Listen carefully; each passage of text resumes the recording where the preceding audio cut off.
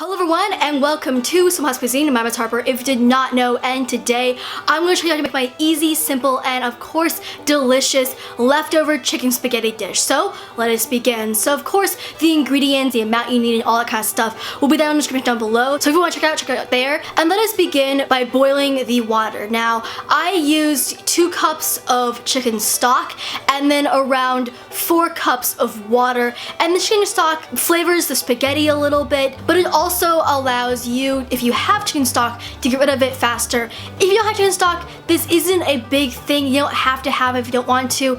I just have a lot of chicken stock in my house right now, and so I was like, hey, this is a great way to get rid of it. And a dish like this is perfect to quote unquote get rid of, food you have in your house without, getting rid of it and wasting food. But more or less, while that pot is heating up and beginning to boil, you can start cutting up your leftover chicken. Now I personally cut them in small-ish medallions. You can cut them thin if you want, you can cut them thicker. It's really up to you. I personally think this is a good size because they won't, dry up when you're frying them up with the vegetables. But at the same time, they're small enough that you don't have to actually cut these manually while you're eating this dish. With that being said, you can also at this time microwave and defrost your frozen vegetables, and then finally start preheating a skillet on medium to high heat. Now because angel hair spaghetti cooks literally in like 3 minutes or even less, you want to start cooking your vegetables and heat up your chicken first because you want everything kind of come together at the same time. So that's why I'm heating up the pan before I put in the spaghetti. Now when the pan is done preheating,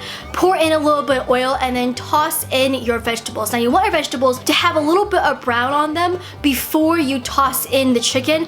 And honestly, I'm not sure why, but I think just like breaking down the sugars in the carrots and in the other frozen vegetables just gives it a very nice, like smoky, delicious flavor that I really like.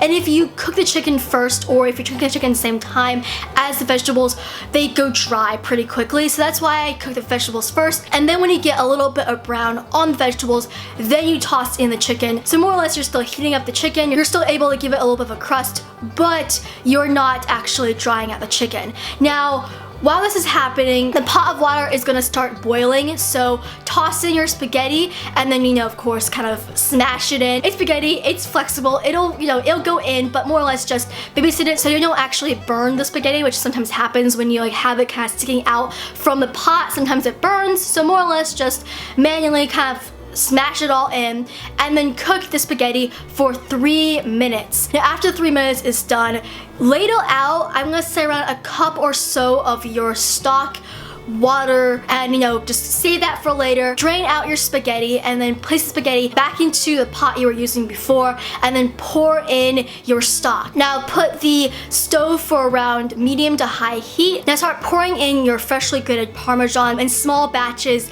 and at the same time just continuously stir with a fork or a spoon or big old tongs like I was using.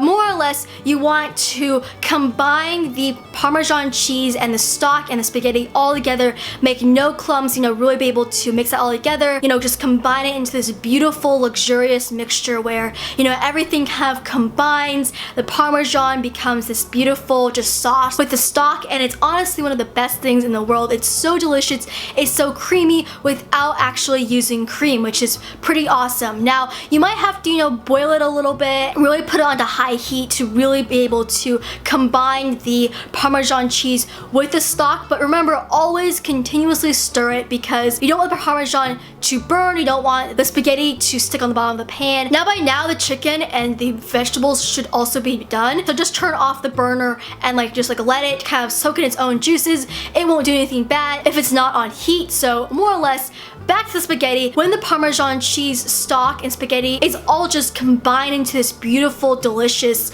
mixture, take it off the heat and then start combining the vegetables and chicken with the spaghetti mixture, and just mix it all around, just combine everything together so you get equal bites for everything more or less. And of course, remember to season with salt and pepper, and have a little bit of sriracha. I kind of forgot the sriracha until at the end, so of course mix that in too. And then just plate up, garnish with a tiny bit of parmesan to, you know, just make it a little bit cute. And then of course also garnish with some parsley. I just use dried parsley, which works out really great, but if you have some fresh parsley, of course, have that too. And with that, that is all. That is your leftover chicken spaghetti dish. It is creamy without actually having used cream. It is cheesy without being greasy. It is incredibly delicious. It's not too decadent, but it's not too homely. It's just absolutely amazing. And it's a great way to get only good of chicken, but also chicken stock.